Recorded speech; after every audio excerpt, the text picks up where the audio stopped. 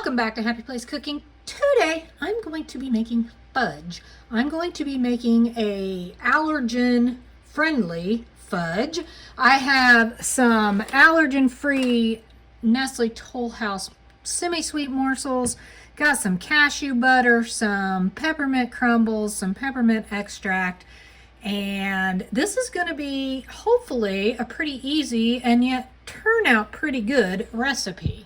I'm going to start by adding 1 cup of the chips to a bowl. And I also have a half a cup of cashew butter. Now the recipe does call for almond butter.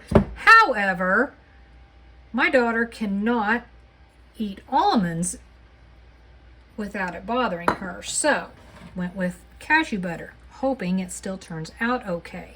Your butter, whichever you choose to use, does need to be nice and smooth and almost drippy like. If it's dry at all, you better get some different butter, because from what I hear, that actually will ruin the recipe. It won't come together correctly.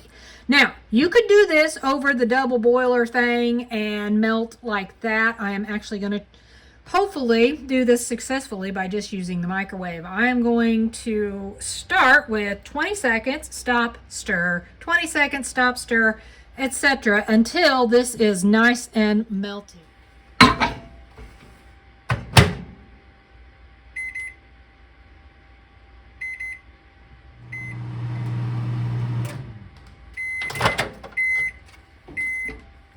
Well, first stir isn't gonna accomplish a whole lot. There is some melting going on, but not a ton.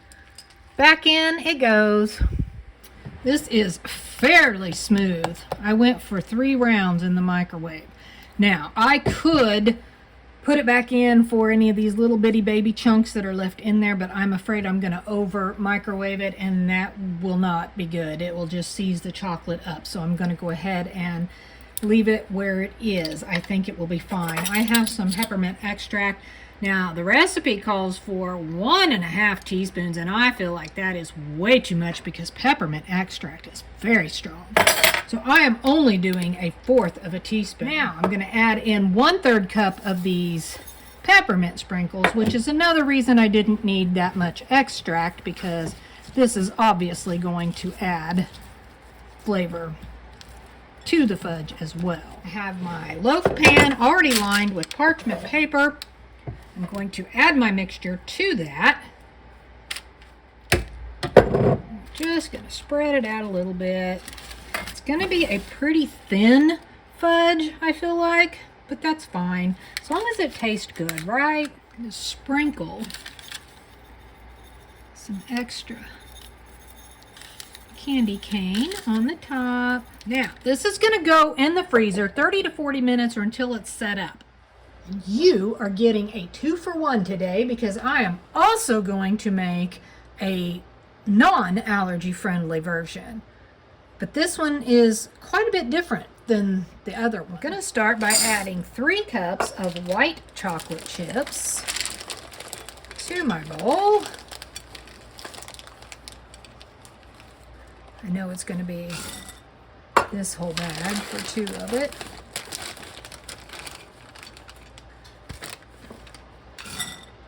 Then I'm going to add 1 14-ounce can of sweetened condensed milk.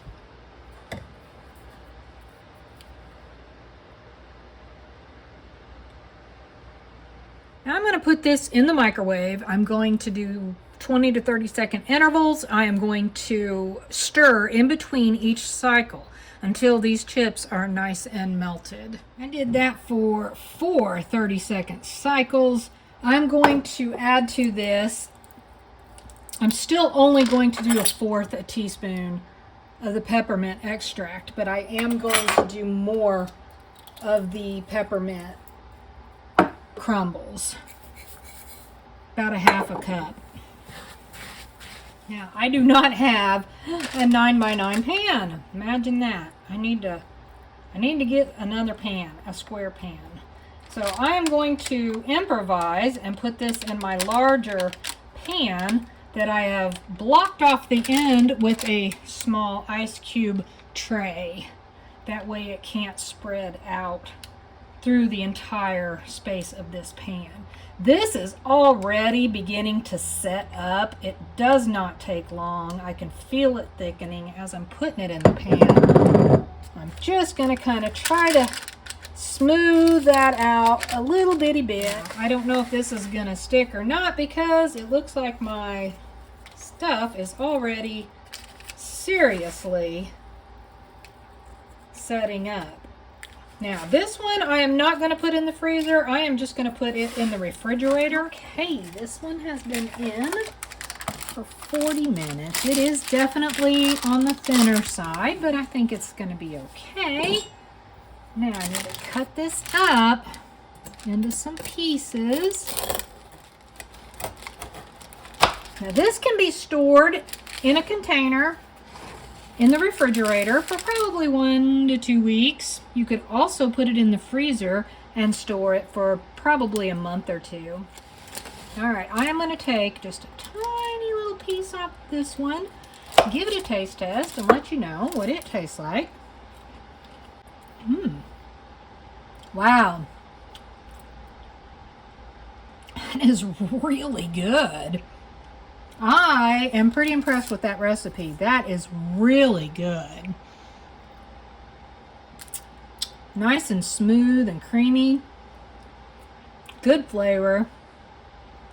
I don't think you would even know that that is an allergy-free.